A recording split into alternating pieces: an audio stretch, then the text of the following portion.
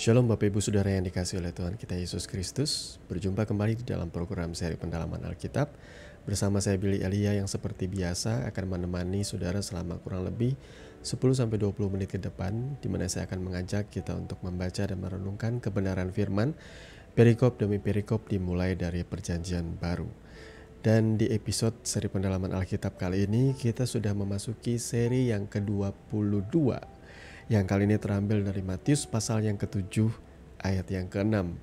Kali ini kita hanya akan membaca satu ayat saja, jadi bagi Bapak Ibu Saudara yang sudah mempersiapkan Alkitabnya, mari saya akan mengajak kita membacanya bersama-sama. Matius 7 ayat 6, hal yang kudus dan berharga. Jangan kamu memberikan barang yang kudus kepada anjing, dan jangan kamu melemparkan mutiaramu kepada babi, supaya jangan diinjak-injaknya dengan kakinya, lalu ia berbalik mengoyak kamu. Amin untuk kebenaran firman Tuhan. Dan sebelum kita sama-sama merenungkan firman ini lebih dalam lagi, mari kita terlebih dahulu merendahkan hati dan berdoa. Bapa, di dalam nama Tuhan Yesus, terima kasih Tuhan untuk kesempatan yang Tuhan beri dalam hidup kami. Kasih setiamu, kebaikanmu yang tidak pernah habis-habisnya Tuhan. Kami bersyukur untuk kebenaran firman yang sudah kami sama-sama baca dan dengarkan kali ini. Sebelum kami merenungkannya Tuhan, kami mohon Engkau memimpin kami oleh kuat kuasa roh-Mu, agar kami boleh mengerti apa yang menjadi maksud dan kehendak-Mu di dalam kehidupan kami. Terpujilah nama-Mu kekal selama-lamanya, di dalam nama Yesus kami berdoa. Haleluya. Amin.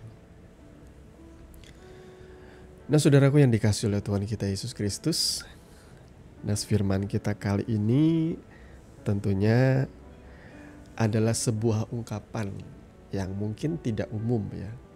Tetapi sebenarnya kalau kita baca secara sederhana, bisa kita mengerti dan kita nanti akan menelaahnya berdasarkan budaya orang Yahudi memandang istilah babi dan anjing itu seperti apa, saudara ya.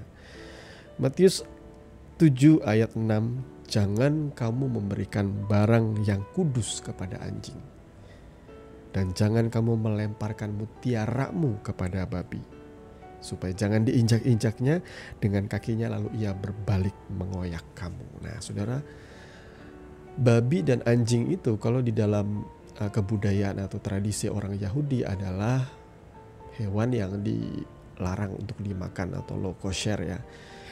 Hewan yang haram istilahnya, tidak boleh dimakan ya, karena itu adalah aturan di dalam kitab Torah Musa, saudara ya. Jadi anjing itu seringkali diidentikan, anjing dan babi itu seringkali diidentikan atau menjadi sebuah gambaran, ungkapan merujuk kepada orang-orang kafir, orang-orang yang tidak termasuk golongan umat Yahudi, saudara ya. Orang-orang bangsa lain yang tidak menyembah Allah yang hidup bagi orang Yahudi, saudara ya. Jadi pada masa itu anjing dan babi, khususnya anjing itu tidak dipelihara sama sekali ya. Kalau babi masih dipelihara karena masih bisa diperdagangkan bagi orang-orang dari bangsa lain yang ya tentunya yang memakan segala hal termasuk babi, saudara ya. Dan di sini apa maknanya memberikan barang yang kudus kepada anjing ya? Barang yang kudus kepada anjing, masa anjing dikasih kitab suci ya? Tidak mungkin, saudara ya. Atau anjing dikasih semua peralatan-peralatan di dalam kemah suci ya, juga tidak mungkin ya. Anjing tentu tidak berselera dengan hal-hal yang seperti itu. Janganlah memberikan barang yang kudus kepada anjing. Di sini ayat firman Tuhannya lebih mengacu kepada daging kudus ya. Jadi bangsa Israel tuh memiliki sebuah kebiasaan, ada yang namanya daging sajian itu ya, yang dibawa ke dalam rumah Tuhan ya. Daging sajian itu dianggap kudus, saudara ya. Dianggap kudus tahir. Itu haknya orang-orang Lewi yang melayani di rumah Tuhan ya. Jadi sama seperti daging kudus, ada juga roti kudus yang hanya boleh dimakan golongan imam. Nah, daging kudus ini kalau saudara berikan kepada anjing, kira-kira dia bisa bedakan nggak? Mana yang daging kudus, mana yang daging biasa? Tentu dia tidak bisa membedakan. Selama itu adalah daging ya, dia makan dengan lahapnya tentunya ya. Nah sebaliknya, ada satu lagi, jangan memberi mutiara kepada babi ya. Jadi mutiara ini bentuknya kan bulat saudara ya. Bentuknya bulat dan dicari-cari orang karena nilainya tinggi, berharga. Tetapi karena bentuknya bulat ini seperti kelereng itu ya, dia banyak kali kalau dilempar kepada babi, mirip dengan makanan babi pada waktu itu. Yakni jerami, gandum ya dengan apa namanya itu? Gandum dengan jagung itu ya mirip. Kalau dilempar ya tentu babi akan mengejar makanan itu. Tapi setelah dia memakan makanan itu, misalnya ketika dia kemakan mutiara, kegigit dan dia tahu itu bukan makanan, dia bakal marah, menginjak-injak itu dan menyerang saudara. Karena babi itu kebanyakan yang dipelihara adalah jenis-jenis babi liar saudara ya. Nah, jadi di sini saudara sudah mendapatkan sesuatu gambaran kah? Siapakah anjing dan babi yang dimaksud oleh Yesus di sini? Tentu tidak mengacu kepada bangsa lain karena Tuhan pastinya rindu supaya berita Injil atau kabar sukacita keselamatan di dalam Yesus itu harus sampai kepada bangsa-bangsa lain. Jadi babi dan anjing di sini lebih tepat kalau kita tujukan bagi orang-orang yang munafik ya, yang tidak menghargai kebenaran sejati atau esensi dari kebenaran suci itu sendiri. Contohnya, kita bisa mengkategorikan orang itu termasuk babi atau anjing ialah kalau ia rajin beribadah, dia suka beribadah, dia suka ke gereja, dia suka berbakti, tetapi dalam hidupnya dia ganas, dia tidak ada pembaharuan budi, tidak ada perubahan. Dalam setiap keputusannya juga tidak berdasarkan apa yang tertulis, apa yang ia terima dari kebenaran firman Tuhan. Hidupnya garang, ganas, liar, kacau balau. Orang-orang seperti ini bisa kita kategorikan sebagai anjing dan babi. Mereka tidak mengerti makna esensi dari barang yang kudus dan mutiara yang berharga itu. Mereka memandang enteng kebenaran firman Tuhan, tidak menghormati kebenaran firman Tuhan. Ya, jadi input yang mereka terima kebenaran itu sama output kehidupannya tidak sejalan, tidak selaras. Orang-orang munafik itu seperti itu saudara ya. Maka ini juga adalah sebuah teguran bagi setiap kita. Ya, anjing itu kalau dilempar daging, langsung lahapnya memakan. Dia nggak ngerti makna apapun yang terdapat di dalamnya. Dia seperti orang yang haus akan kebenaran, tetapi sebenarnya dia nggak mengerti sama sekali intisarinya. Itu tercermin dari buah kehidupannya. Ya, saya melihat banyak orang Kristen yang rajin beribadah tetapi di dalam mengambil keputusan memilih pasangan hidup contohnya, malah memilih yang tidak seiman. Ya, saya menghargai bahwa hari ini hak asasi manusia, kebebasan orang untuk menganut semua agama. Tapi sebagai orang percaya saya menekankan lebih baik saudara menikah dengan orang seiman. Karena dengan seiman saudara jadi orang yang satu tujuan. Tidak ada pertentangan, ada satu nilai yang dipegang erat. Sama seperti saya dan keluarga saya juga.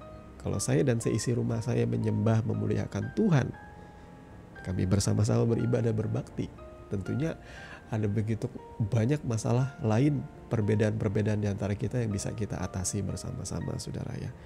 Itu sebabnya kenapa orang yang rajin beribadah tapi dalam keputusannya salah, buat saya sama dengan anjing dan babi ini. Orang yang tidak bisa melihat nilai kemuliaan yang ada dalam kebenaran firman Tuhan. Itu yang pertama.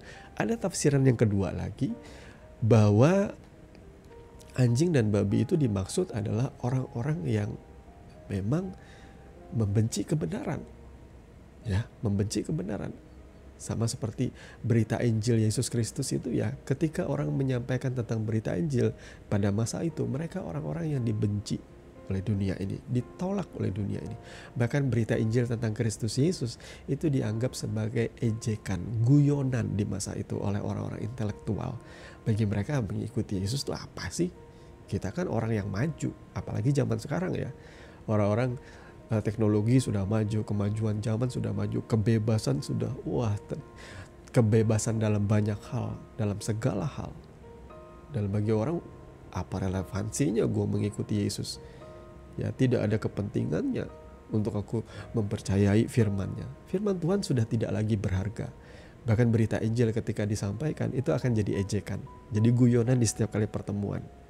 Saudara pernah disindir atau diejek ketika saudara bertekun dan sungguh-sungguh mengikuti Tuhan? Nah, orang yang mengejek saudara itu adalah orang-orang dari golongan anjing dan babi ini ya. Kita tidak menyumpahi mereka, tapi inilah yang digambarkan oleh Yesus. Orang-orang yang tidak menghargai nilai-nilai kebenaran. Sementara orang-orang yang sungguh-sungguh di dalam Tuhan, ketika mereka menemukan mutiara, ketika mereka menemukan harta terpendam, mereka akan sangat menghargai itu, bahkan mereka sampai membeli ladang itu demi mendapatkan harta yang termulia itu. Jadilah orang-orang Kristen yang mengutamakan esensi di dalam kekristenan, bukan segala macam tradisi, adat istiadat di dalam gereja semata, cara-cara beribadah semata. Bukan soal itu. Esensi kehidupan kita, firman itu harus menjadi daging. Firman itu harus menjadi bagian dalam hidup kita, mengubah kita dari dalam, memperbarui karakter kita, mengubah tindak tanduk kita, ucapan dan perkataan kita, mengubah perbuatan-perbuatan kita yang tadinya gelap sekarang menjadi terang. Itulah makna daripada mutiara, makna daripada barang kudus. Jadi saudara harus belajar menghargai dan menghormati itu semua.